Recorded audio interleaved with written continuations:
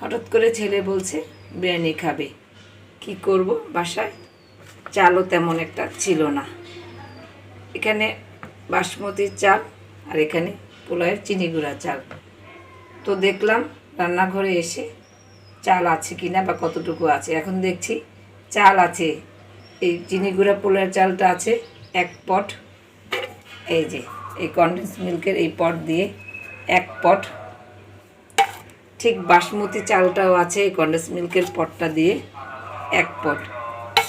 কি আর করার, 2 চালের আজকে একসাথে বিরিয়ানি রান্না করব। ইচ্ছে করছে না বাজার থেকে চাল নিয়ে আসতে। রোজা রেখে আর বাজারে দিতে ইচ্ছে করছে না, যে কাউকে পাঠিয়ে আনবো সেটাও ব্যবস্থা নেই। তাই ভাবলাম যা আছে তাই দিয়ে আজকে বিরিয়ানি রান্না হবে।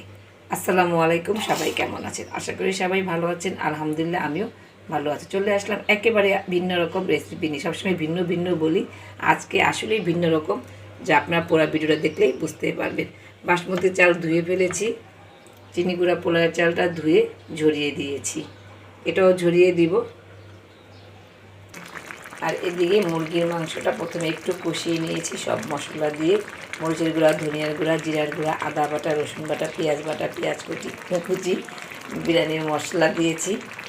দিয়ে টক দই দিয়েছি, টমেটো সস দিয়েছি, তেল দিয়েছি, পরিমাণ মতো লবণ দিয়েছি, পরিমাণ মতো দিয়ে একটু কষিয়ে নিলাম। 5 মিনিটের মতো কষিয়ে নেওয়ার পরে আলু, গাজর কুচি আর ফ্রোজেন করা ফুলকপি দিয়ে দিলাম। মেয়ে সবজি বিরিয়ানি বলছে করতে, যে যেহেতু বিরিয়ানি করবে আম্মু তার একটু সবজি বিরিয়ানি করো, তোমার চালটা যেমন ভ্যারাইটিস, সবজিগুলো একটু ভ্যারাইটিস দাও, অসাধারণ লাগবে আজকের বিরিয়ানিটা। তো আশা করি আসলেই অসাধারণ লাগবে। বাসমতি চাল আর পোলাওয়ের চালের বিরিয়ানি একসাথে। এটা মোটামুটি কষানো হয়ে আসছে, আর একটু কষিয়ে নিব। আর ওই পাশে আমি চালটা ভেজে নেব। এই তো এপাশে তেল গরম হতে বসিয়ে দিলাম। আর এটা তেলটা একটু হলুদ হলুদ মনে হচ্ছে না? হ্যাঁ, কালকে চিকেন ফ্রাই করেছিলাম, সেখান থেকে তেলটা বেঁচে গিয়েছিলো। ভাবলাম যেহেতু আজকে চিকেন বিরিয়ানি হবে, তো চিকেন ভাজা তেলটা দিয়ে করে ফেলি। তেলটা একটু গরম হলে চালটা দিয়ে ভেজে নেব। এই তো চিনি গুঁড়া পোড়া চালটা দিয়ে দিলাম।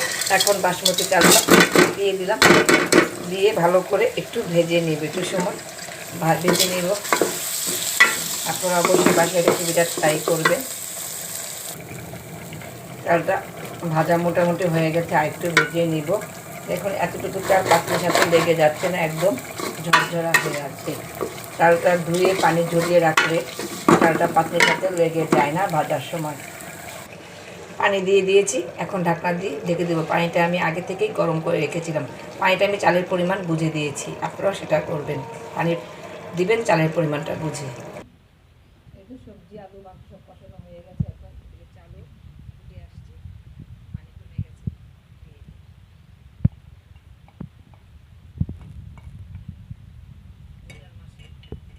বারবার লবণ টেস্ট করা একেবারে একটা ঝামেলা কাজ।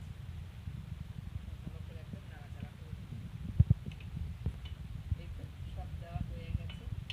আর মাংস যখন কষিয়েছিলাম তখন কাঁচামরিচ দিয়ে দিয়েছিলাম। এখন আমি আরেক কাজ করেছি, বিরিয়ানির মশলা দিয়ে দিয়েছি 1/2 টেবিল চামচ পরিমাণ। এটা আমি সবসময় বিরিয়ানি রান্নার সময় এটা করি, পোলাও চালের সাথে দিয়ে দিই, আজও তাই করেছি। আর সবসময় আমি একটাই মশলা ব্যবহার করি, বিরিয়ানির মশলা, আজও তাই করছি। এই তো রাঁধুনি বিরিয়ানি মশলা রেডিমিক্স, এটা আমি সবসময় খাই। রোস্টের মশলা, বিরিয়ানির মশলা, কাবাব মশলা, চাট মশলা, তান্দুরি যেটাই করি না কেন আমি চেষ্টা করি রাঁধুনি দিয়ে করতে। রাঁধুনি আমার কাছে এতটা ভালো লাগে, যে এত ভালোবাসি, আমি রাঁধুনি ছাড়া ভাবতেই পারি না। রাঁধুনি আমার রান্নাঘরের সাথী। তা আপনারা রাঁধুনির মশলাগুলো ব্যবহার করার চেষ্টা করবেন, আসলেই ভালো। রাঁধুনি হলুদের গুঁড়া, মরিচের গুঁড়া, ধনিয়ার গুঁড়া, জিরার গুঁড়া, কালারটা অসাধারণ, স্বাদও অনেকটা বাড়িয়ে দেয়। মান দিক দিয়েও যেমন ভালো, স্বাদের দিক দিয়েও তেমন ভালো। আপনারা চেষ্টা করবেন রাঁধুনির সব মশলাগুলো ব্যবহার করার জন্য। আমি তো করি, আপনারা করবেন। তো এদিকে কিন্তু আমার বিরিয়ানিটা হয়ে গেল রাঁধুনির মশলার গুণে। আশা করি অনেক টেস্টি হবে, যেহেতু রাঁধুনির মশলার অনেক স্বাদ আমার কাছে তো আমার পুরো ঘর মো মো করছে স্বাদে। আর দেখুন আমি একটু কাছে ক্যামেরা নিয়ে দেখানোর চেষ্টা করবো। আমি কিন্তু এখানে আজকে 2 রকম চাল দিয়ে করেছি। এটাই আজকের আমার বিরিয়ানির বিশেষত্ব, রাঁধুনির বিরিয়ানির মশলার সাথে আমি বাসমতি চাল এবং পোলায়ের চাল দিয়ে, চিনি গুঁড়া পোলায়ের চাল দিয়ে বিরিয়ানি রান্না করছি। সবজি বিরিয়ানি সাথে চিকেন। এবার তাওয়া দিয়ে দিলাম নিচে। এখন আমি একদম চাপা ঢাকা দিয়ে দিব। 10 মিনিটের মধ্যে আশা করি আমার বিরিয়ানিটা কমপ্লিট হয়ে যাবে। 10 মিনিটও লাগবে না, কমও লাগতে পারে। কালারটা কত সুন্দর হয়েছে, জানি না ভিডিওতে বোঝা যাচ্ছে কি না। তো যাই হোক, আমি এখন 10 মিনিটের জন্য দমে বসিয়ে দিব। 10 মিনিটের মধ্যে আশা করি হয়ে যাবে।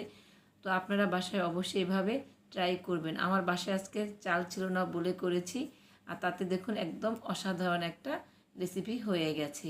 তো আপনারা এভাবে করে দেখবেন, আপনাদের কাছে ভালো লাগবে, একদম ভালো হবে। তো আজকে এখানে বিদায় নিব। সবাই ভালো থাকবেন, সুস্থ থাকবেন।